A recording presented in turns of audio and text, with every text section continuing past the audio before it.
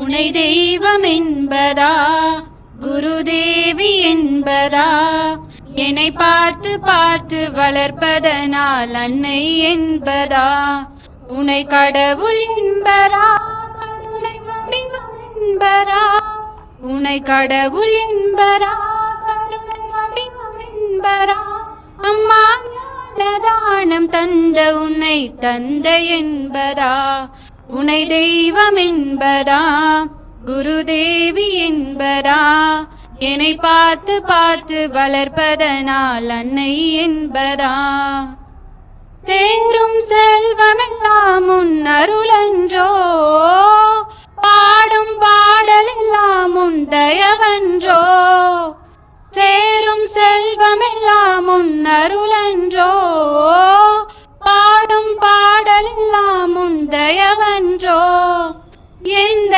நேரமும் உன் நினைவன்றோ, எங்க குடும்பமே உன்னை மறக்குமோ, ஒவ்வொரு அரிசியிலும் உன்முகமன்றோ, ஒவ்வொரு அரிசியிலும் உன்முகமன்றோ, தேவி சாரதே அன்னை சாரதே, நீ இருக்கின்றாய் அது போதும் சாரதே, தேவி சாரதே அன்னை சாரதே, நீ இருக்கின்றாய் அது போதும் சாரதே, சில நேரம் உன்னை நினைக்கும் போது கண் கலங்குதம்மா, உன்னை தெய்வம் என்பதா குருதேவி என்பதா, என்னை பார்த்து பார்த்து வளர்ப்பதனால் அன்னை என்பதா.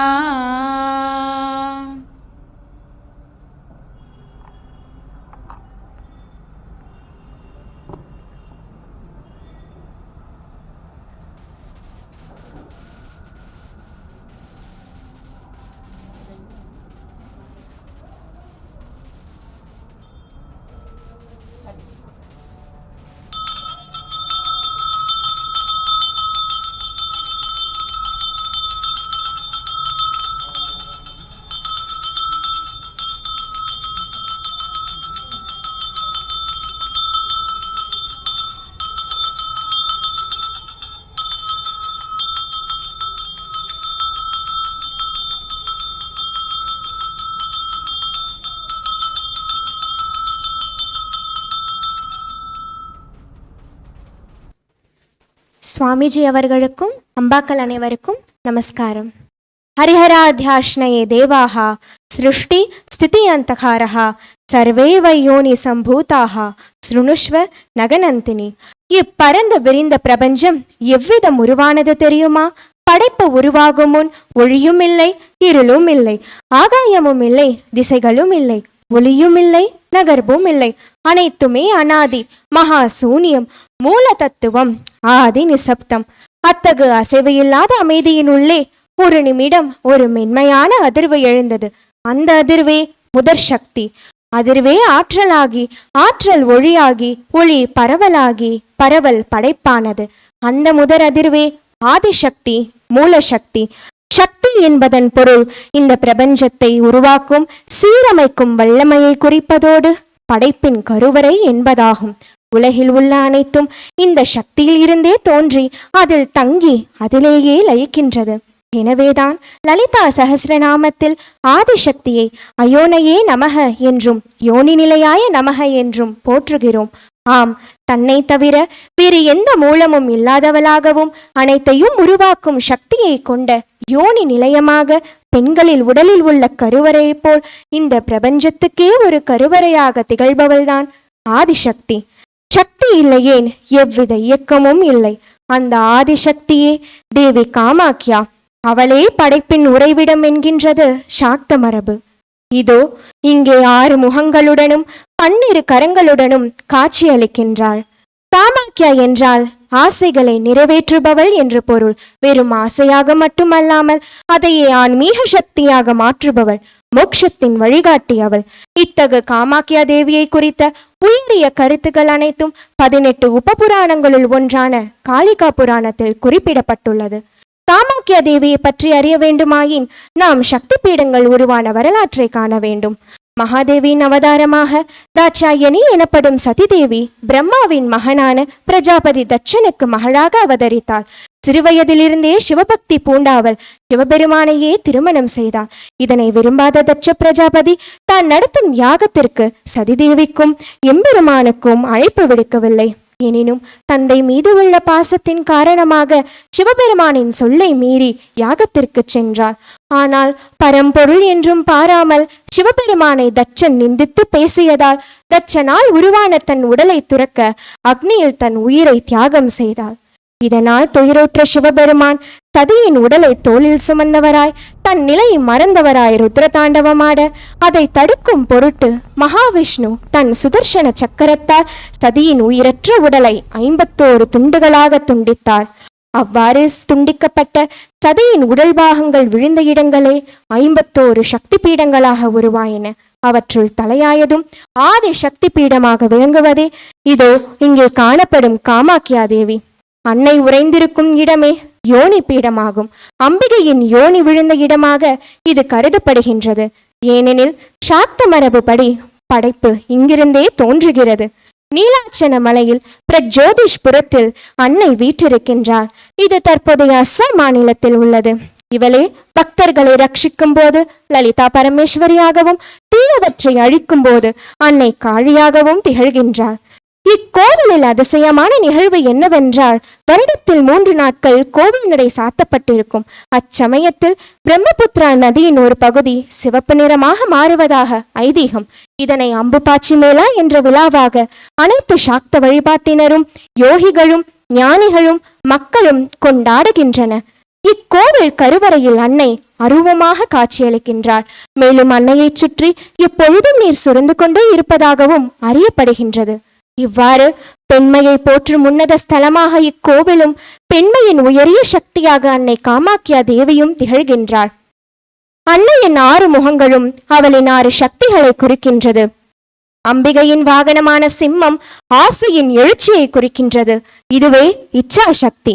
தாமரை ஆசை உருவாகும் செயலை குறிக்கின்றது. இது கிரியா சக்தி. சிவன் பிரேதாஷ்ண நிலையில் இருப்பது எழுச்சி பெற்ற ஆசை சிவத்தில் கரைந்து ஞானமாக மாறுவதை உணர்த்துகின்றது. இதுவே ஞான சக்தி.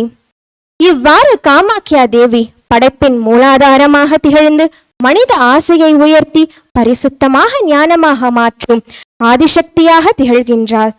ஆகவே இவளின் வழிபாடானது மனிதனின் கீழ்நிலை விருப்பங்களில் இருந்து மேன்மையான ஆன்மீக உண்மைக்கு அழைத்துச் செல்லும் ஒரு உன்னத மார்க்கமாக திகழ்கின்றது. யாதேவி சர்வபூதேஷு சக்தி ரூபேன சம்ஸ்திதா நமஸ்தஸ்யை நமஸ்தஸ்யை நமஸ்தஸ்யை நமோ நமக. ஆகவே இப்பிரபஞ்சத்தை தோற்றுவிக்கும் இயங்க வைக்கும் ஆதிசக்தியாம் தசமகா வித்யா ஸ்வரூபிணியாம் அன்னை காமாக்கியா தேவியை வணங்கி அருள் பெறுவாமாக. நன்றி சுவாமிஜி. நன்றி அம்பா. சுவாமிஜி அவர்களுக்கும் அம்பா அவர்களுக்கும் எனது நமஸ்காரங்கள். உலகமேவிய அன்புருவாய் அன்னை ஸ்ரீராமகிருஷ்ணரின் வாழ்வில் தெய்வீக துணையாய் இணைந்து அவருக்கு பின்னர் அவருடைய பக்தர்களுக்கும் சீடர்களுக்கும் வழிகாட்டியாய் குருவாய் அன்னையாய் வாழ்ந்த அருள்மிகு அன்னை ஸ்ரீ சாரதா தேவியாரின் வாழ்க்கையும் அது போன்றதே. ஸ்ரீராமகிருஷ்ணரும் சாரதா தேவியும் பிறக்கும் வரை மேற்கு வங்காளத்தில் கூட பலரும் அறிந்திராத கமார்புக்கூரும் ஜெயராம்பாடியும் இன்று உலகெங்கும் இருக்கும் மக்கள் வந்து வழிபடும் ஒரு தீர்த்த தலமாக திகழ்கிறது. இப்போது நாம் காண்பது ஸ்ரீராமகிருஷ்ண பரமஹம்சரின் கமார்புக்கூரில் உள்ள அவரது இல்லம் மற்றும் கோவில். கமார்புக்கூரில் ஸ்ரீராமகிருஷ்ண பரமஹம்சர் நட்டு வைத்த மாமரம் இன்றும் ஒரு விருட்சமாக அங்கே பாதுகாக்கப்பட்டு வருகிறது. கமார்புகூருக்கு வரும் பக்தர்கள் யாத்ரீகர்கள் அனைவரும் தங்குவதற்கான யாத்ரி நிவாஸ் வேலூர் ஸ்ரீராமகிருஷ்ண மடத்தின் பராமரிப்பில் இயங்கி வருகிறது. இதுதான் நம் அன்னை பிறந்த ஜெயராம்பாடி கிராமத்தின் நுழைவாயில். அக்காலத்தில் ஜெயராம்பாடி கிராமத்தின் எழில்மிகு தோற்றம். இதுதான் நம் அன்னை பிறந்து வளர்ந்த ஜெயராம்பாடி கிராமத்தில் உள்ள அவரது இல்லத்தின் முகப்பு தோற்றம். இது இல்லத்தின் உட்பிரகார தோற்றம். இதுதான் நம் அன்னையின் அறை. சிறுவயதில் அன்னை நீராடிய ஜெயராம்பாடி கிராமத்தின் ஆமோதர் ஆறு. ஆமோதர் ஆற்றங்கரையில் அமைந்திருக்கும் அன்னையின் பெற்றோர் நினைவிடம். அன்னை தம் வாழ்நாளில் ஒரு சில மேடை நாடகங்களை நேரடியாக கண்டு ரசித்துள்ளார். மேலும் அந்நாடகங்களில் நடித்துள்ள நாடக கலைஞர்களுக்கு தனது ஆசிர்வாதங்களையும் வழங்கியுள்ளார். அவர்களுள் குறிப்பிடத்தக்க சில ஆண் கலைஞர்களான கிரீஷ் சந்திர கோஷ், கிஷோரோதி பிரசாத் வித்யா பினோடே, அபரேஷ் சந்திர முகோத்பாத்யாயா, அர்தேந்து சேகர் முஸ்தபி மற்றும் பெண் கலைஞர்களான திங்கரிதாசி, தாரா சுந்தரிதாசி மற்றும் நிரோத சுந்தரிதாசி ஆகியோரும் அன்னையிடம் ஆசி பெற்ற பாகியவான்கள். அவர்களில் மிகவும் குறிப்பிடத்தக்கவர் இந்திய மேடை கலைஞர், திரைப்பட நடிகர், இயக்குனர் மற்றும் தயாரிப்பாளரான சோரப் மிர்வாஞ்சி மோடியும் ஆவார். இந்திய சுதந்திர போராட்டத்தில் சுதேசி இயக்கத்தில் முக்கிய பங்காற்றிய இடம் ஸ்ரீமா கோவில் ஆசிரமம். இது மேற்கு வங்க மாநிலத்தில் ஜெயராம்பாடியில் உள்ள கோயல்பாரா என்னும் இடத்தில் அமைந்துள்ளது. இங்குதான் இந்திய சுதந்திர போராட்ட புரட்சியாளர்கள் அனைவரும் அன்னையிடம் ஆசி பெற்றனர். அவர்களுள் குறிப்பிடத்தக்க சிலர் இந்திய தேசியவாதத்தின் தீர்க்கதரிசியான ஸ்ரீ அரவிந்த கோஷ் மற்றும் வங்கப்புலி என போற்றப்படும் ஷாஹித் பாகா ஜத்தீன் ஆவர். மேடை நாடக கலைஞர்கள் இந்திய விடுதலை போராட்ட வீரர்கள் மட்டுமல்லாமல் அறிவியல் அறிஞர் ஜெகதீஷ் சந்திர போஸும் அன்னையிடம் ஆசி பெற்றவர் என்பது குறிப்பிடத்தக்கது. உலகெங்கிலும் ஸ்ரீராமகிருஷ்ண பரமஹம்சரையும் சாரதா தேவியையும் மக்கள் வழிபடுகின்றனர். அவர்கள் பிறந்த மண்ணை போற்றுகின்றனர். அவர்களின் தொடர்புடைய ஒவ்வொன்றையும் புனிதமாக கருதி நாமும் அவர்களின் ஆசி பெற்று வாழ்வோமாக. நன்றி சுவாமிஜி. நன்றி அம்பா. சுவாமிஜி அவர்களுக்கும் அம்பா அவர்களுக்கும் எனது நமஸ்காரம். கடவுளின் தாய்மை எப்படிப்பட்டது என்பதை நடைமுறையில் வாழ்ந்து காட்டுவதற்காகவே அவதரித்தவர் நம் அன்னை ஸ்ரீ சாரதை. திருமி சாரதைக்கு 11 வயது இருந்தபோது வங்கத்தில் பயங்கரமாக பஞ்சம் தலைவிரித்தாடியது. ஜெயராம்பாடி கிராமமும் பாதிக்கப்பட்டது. ஏழைகள் பலர் உணவின்றி பசியால் வாடினர். சிலர் சாரதையின் தந்தையான ராமச்சந்திரனின் வீட்டிற்கு உணவிற்காக வருவார்கள். சாரதையின் தந்தை ஏழையாக இருந்த போதிலும் தாம் சேமித்து வைத்திருந்த அரிசியை எடுத்து சமைத்து அன்னதானத்திற்கு ஏற்பாடு செய்தார். கிச்சடி மற்றும் பொங்கல் சமைத்து பசி என்று வந்தவர்களுக்கெல்லாம் வயிறார உணவளித்து மகிழ்ந்தார். மக்களின் இந்த பரிதாப நிலையை கண்டு சாரதையின் உள்ளத்தில் கருணை பொங்கியது. பசியால் துடித்த அவர்கள் சாப்பிட அமர்ந்த போது அன்னை சாரதை அந்த சூடான கிச்சடியை விசிறியால் வீசி சூடாற்றுவார். ஒரு நாள் பசியால் துடித்த ஏழை பெண் ஒருத்தி ஓடி வந்து தொட்டியில் மாடுகளுக்காக வைத்திருந்த தவிட்டை தின்ன தொடங்கினாள். இதனை கண்ட சாரதை அவளை உள்ளே வந்து கிச்சடி உண்ணுமாறு அழைத்தார். ஆனால் அவர் அழைத்ததை கூட கேட்க முடியாத அளவிற்கு அவளது பசி இருந்தது. இந்த நிகழ்ச்சியை அன்னை பிற்காலத்தில் நினைவு கூர்ந்து பசியின் கொடுமையை பொறுத்து கொள்வது எவ்வளவு கடினம் என்று கூறுவார். இவ்வாறு களைத்து வந்தவர்களுக்கெல்லாம் அள்ளித்தந்து அருங்கொடையாளராகவே வாழ்ந்து வந்துள்ளார் நம் அன்னை ஸ்ரீ சாரதை. ஏழையின் சிரிப்பில் இறைவனை காணலாம் என்பதை அன்னை சாரதையின் கருணை உள்ளத்தில் நம்மால் உணர முடிகிறது. அன்னை சாரதை இளம் வயதிலேயே கருணையின் வடிவமாகவே திகழ்ந்தார். அன்னையாரின் தாய் தந்தையர் ஏழ்மையாக இருந்த போதிலும் தன்னை நாடி வந்தவர்களுக்கு வாரி வழங்கும் வள்ளலாகவே திகழ்ந்து வந்தனர். திருமி சாரதை சுறுசுறுப்பானவர். சமையல்களிலும் வீட்டு வேலைகளிலும் தாய்க்கு உதவியாக இருப்பார். தனது தம்பி தங்கைகளை ஆமோதர் நதிக்கு தினமும் குளிக்க அழைத்துச் செல்வார். ஒரு சமயம் வெட்டுக்கிளிகள் கூட்டம் கூட்டமாக சென்று நெல் வயல்களை நாசம் செய்தன. அப்பொழுது சாரதை வயல்களுக்கு சென்று கீழே விழுந்து கிடந்த தானியங்களை சேகரித்தார். அப்பொழுது வயல்களில் வேலை செய்பவர்களுக்காக பொறிக்கொண்டு போய் கொடுப்பார். இவ்வாறு எந்த வேலை செய்வதிலும் அன்னைக்கு சிரமம் என்பதே இருந்ததில்லை. அன்னையின் உள்ளத்தில் கருணை நிரம்பியதாகவே இருந்தது. ஏழைகளுக்கு சேவை செய்ய எப்பொழுதும் தயாராகவே இருப்பார் நம் அன்னை. நம் அன்னை ஸ்ரீ சாரதை கருணாமூர்த்தியின் சொரூபமாகவே வாழ்ந்து வந்தார். நன்றி சாமுஜி. நன்றி அம்பா. நமஸ்காரம் சுவாமிஜி. நமஸ்காரம் அம்பா. ஒரு நாள் செல்வந்தரான லக்ஷ்மி நாராயணர் என்ற வணிகர் ஒருவர் ராமகிருஷ்ணரிடம் வந்தார். அவரோ ராமகிருஷ்ணர் மீது மிகுந்த பக்தி கொண்டவர். குருதேவருக்கு ஏதாவது பண வசதி செய்து கொடுக்க வேண்டும் என்று அவர் விரும்பினார். அதனால் குருதேவரிடம் இந்த 10,000 ரூபாய் என சொல்ல ஆரம்பித்தார். உடனே என்ன என்று இடைமறித்தார் குருதேவர். வேறொன்றுமில்லை, இந்த பணத்தை தங்கள் பெயரில் எழுதி வைத்தால் அதன் மூலம் கிடைக்கும் வட்டிப்பணம் தங்களின் சேவைக்கான செலவிற்கு உதவும் என்றார் லக்ஷ்மி நாராயணர். அதற்கு ராமகிருஷ்ணர், அம்மா காளி, ஏன் என்னை இவ்வாறு சோதிக்கிறாய் என்று கதறினார். ஆனாலும் விடாமல் அந்த வணிகர் அவரை மீண்டும் மீண்டும் வற்புறுத்தினார். உடனே ஸ்ரீ ராமகிருஷ்ணர் அன்னையை அழைத்து அவரை சோதிக்க விரும்பினார்.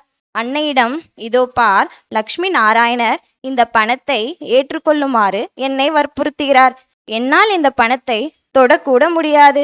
ஆகையால் அவர் இந்த பணத்தை உன்னிடம் கொடுக்க விரும்புகிறார். நீ என்ன சொல்கிறாய் என்று கேட்டார். அன்னை கூறினார், அது எப்படி முடியும்? நான் இந்த பணத்தை ஏற்றுக்கொண்டால் அது நீங்கள் ஏற்றுக்கொள்வது போல்தானே. அது ஒருபோதும் நடக்காத ஒரு காரியம் என்றார் அன்னை. அன்னையின் இந்த பதிலை கேட்ட குருதேவர் மிகுந்த மகிழ்ச்சி அடைந்தார். கருணையே வடிவெடுத்த அன்னை இரண்டாவது முறையாக தீர்த்த யாத்திரைக்கு புறப்பட்டார். முதலில் விஷ்ணு தலமான கயாவிற்கு சென்றுவிட்டு பிறகு பகவான் புத்தர் ஞானம் பெற்ற புத்தகைக்கு சென்றார். அங்கு சந்நியாசிகளின் ஒரு மடத்தை பார்த்தார் அன்னை. அம்மடத்தில் தங்கியிருந்த துறவிகளுக்கு எல்லாவிதமான வசதிகளும் இருந்ததை பார்த்த அன்னை மகிழ்ச்சி அடைந்தார். இருந்தபோதிலும் ஸ்ரீ ராமகிருஷ்ணரின் துறவி சீடர்களான தன் குழந்தைகள் தங்க சரியான இடமின்றி நாட்டின் 4 புறமும் திரிந்து கொண்டிருப்பது அன்னையின் மனதை வாட்டியது. பிற்காலத்தில் அன்னை கூறியதாவது, நான் புத்தகையில் ஒரு மடத்தை பார்த்தேன். அங்கு துறவிகள் பலவித வசதிகளுடன் அமைதியாக வாழ்ந்து வந்தனர். இதை பார்த்து நான் குருதேவரிடம், என் குழந்தைகளுக்கு படுக்க கூட இடமில்லை, உணவிற்கும் கஷ்டப்படுகிறார்கள், வீடு வீடாக பிக்ஷை எடுக்க வேண்டியிருக்கிறது. இந்த மடத்தை போல் அவர்களுக்கும் ஒரு இடம் அமைய வேண்டும் என்று பிரார்த்தித்தேன். அதனால்தான் அவரது அருளால் கங்கை கரையில் வேலூர் மடம் தொடங்கப்பட்டது என்றார். ஆம், சங்க ஜனனி அல்லவா. இவ்வாறு நம் அன்னை தன் வாழ்நாளை பிறருக்காகவே அர்ப்பணித்து சேவை செய்து வந்தார். நன்றி சுவாமிஜி. நன்றி அம்பா. நமஸ்காரம் சுவாமிஜி. நமஸ்காரம் அம்பா. அன்னையின் தெய்வீக வாழ்வினை அறிந்து படித்தவர், பாமரர், பெரியவர், சிறியவர் என அனைவரும் அவரிடம் ஈர்க்கப்பட்டனர். அவர்களுள் விஷ்ணுபூர் ரயில் நிலையத்தில் பணிபுரியும் ஒரு கூலிக்காரரும் ஒருவர். அவர் ராமரிடமும் சீதையிடமும் மிகுந்த பக்தி பூண்டவர். ஒருமுறை அன்னை கல்கத்தாவிற்கு போவதற்காக விஷ்ணுபூர் ரயில் நிலையத்தில் காத்திருந்தார். அப்போது விரைந்தோடி வந்த அந்த பணியால், சீதை தாயே, உங்களை இத்தனை நாட்களாக நான் தேடிக்கொண்டிருக்கிறேன். இன்று உங்களை கண்டது என் பெரும் பாக்கியம் என விம்பி விம்பி அழுதான். அவரது பக்தியை மெச்சிய அன்னை, அழாதே மகனே, ஒரு பூவை பறித்து கொண்டு வா, நான் உனக்கு மந்திர உபதேசம் தருகிறேன் என்று கூறி ஆறுதல் அளித்தாள். அனைவருக்கும் அருள் சுரக்கும் தூய அன்னை தன் பக்தர்கள் எல்லோரையும் தன் சொந்த பிள்ளைகளாகவே பாவித்தார். குருதேவரின் இல்லற சீடரும் சிறந்த நாடக ஆசிரியருமான கிரீஷ் சந்திரர் ஜெயராம்பாடியில் சில நாட்கள் தங்கியிருந்த போது அவரது படுக்கை விரிப்புகள் ஒவ்வொரு நாளும் மாற்றப்பட்டு புதிதாக இருப்பதை கண்டார். விசாரித்ததில் அன்னையே அவற்றை துவைத்து உலர்த்தி வைப்பது தெரிய வந்தது. அது மட்டுமல்ல, சீடர்கள் உணவருந்திய இலைகளை தாமே எடுத்து இடத்தினை சுத்தம் செய்வார். எவரேனும் தடுத்தால், நான் உங்கள் அன்னை, குழந்தைகளை தாய் கவனிக்காமல் வேறு யார் கவனிப்பார் என்று பரிவுடன் கேட்பார். பக்தர்கள் திரும்பி போகும்போது அவர்கள் வண்டி கண்களிலிருந்து மறையும் வரை வீட்டு வாசலில் நின்று கொண்டு கண்ணீர் மல்க பார்த்து கொண்டிருப்பார். தெய்வீகம் என்பது உன்னதமான மனித குணங்களை தள்ளி விடுவதும் குறைத்து விடுவதும் அல்ல. இரண்டுமே ஒன்றிலிருந்து ஒன்று பிரியாமல் இணைத்து மனித வடிவில் அன்பின் சொரூபமாய் நம் அனைவரையும் வழிநடத்தும் அன்னையை ஆராதிப்போம். சுவாமிஜி அவர்களுக்கும் அம்பா அவர்களுக்கும் என் பணிவான வணக்கங்கள். ஜனனீம் சாரதாம் தேவீம் ராமகிருஷ்ணம் ஜகத்குரும் பாதபத்மே தயோஸ்ரித்வா பிரணமாமி முகூர் முகூர். தூய அன்னை ஸ்ரீ சாரதா தேவியின் திருவடிகளை சரணடைவோமாக. அவதார புருஷர்கள் இந்த மண்ணில் மீண்டும் மீண்டும் தோன்றதான் செய்கிறார்கள். முந்தைய காலத்தில் மகான்களையும் மேதைகளையும் அவதார புருஷர்களையும் ஓவியர்கள் தங்கள் கற்பனையில் வரைந்த ஓவியங்களின் மூலமே நாம் காண இயலும். நம் அவதார பெண்மணி சாரதா தேவியின் தோற்றப்பொழிவானது இவரே நம் தாய் என்ற உணர்வு உண்டாகும் வகையில் அமைந்திருக்கும் ஒரு தெய்வீக அழகு. அன்னையின் கண்களை காண்கின்ற யாருடைய இதயமும் பக்தியால் ததும்பும் மற்றும் மனதில் அமைதி நிறையும். இவருடைய புகைப்படங்கள் விலைமதிப்பற்ற பொக்கிஷங்கள் என்பதை நாம் அறியலாம். மேலும் சுவாமி விவேகானந்தரின் மேலை நாட்டு சிஷ்யர்களான சகோதரி நிவேதித்தை, மிஸ்ஸஸ் ஒலிஃபுல், மிஸ் மிக்கேல் ஆகியோரின் முயற்சியால் தான் நம் அன்னை ஸ்ரீ சாரதா தேவியின் புகைப்படங்கள் நமக்கு கிடைக்கப்பட்டன. அதோடு மட்டுமல்லாமல் இந்திய புகைப்பட கலைஞர்களான திரு தத்தா, திரு வந்திகே, திரு பி கணேந்திரநாத் மற்றும் பாசிஸ்வர் சென் ஆகியோரும் அன்னையின் புகைப்படங்களை எடுத்த பாக்கியமான புகைப்பட கலைஞர்களாவர். அன்னையின் புகைப்படங்கள் கால வரிசைப்படி தங்களின் பார்வைக்கு முன்னால் சமர்ப்பித்துள்ளோம். இதோ சாரதாவும் அன்னை ஸ்ரீ சாரதா தேவியும் சகோதரி நிவேதித்தையும் 1898 எடுக்கப்பட்ட புகைப்படமாகும். மேலும் திரு பி கணேந்திரநாத் மற்றும் அசுதோஷ் மித்ரா மற்றும் நளினி, அன்னை ஸ்ரீ சாரதா தேவி, ராது, லக்ஷ்மி ஆகியோர் 1905 எடுக்கப்பட்ட புகைப்படமே இதுவாகும். அடுத்ததாக 1909 எடுக்கப்பட்ட கௌரிமா, துர்கா, ராது, அன்னை ஸ்ரீ சாரதா தேவி, மகு, குசும் மற்றும் ஹரிணியின் தாய் போன்றோர் இப்படத்தில் காணப்படுகின்றன. அடுத்ததாக இப்புகைப்படத்தில் அன்னை ஸ்ரீ சாரதா தேவியும் ராதுவும் இருக்கும் இப்புகைப்படம் 1913 எடுக்கப்பட்டது.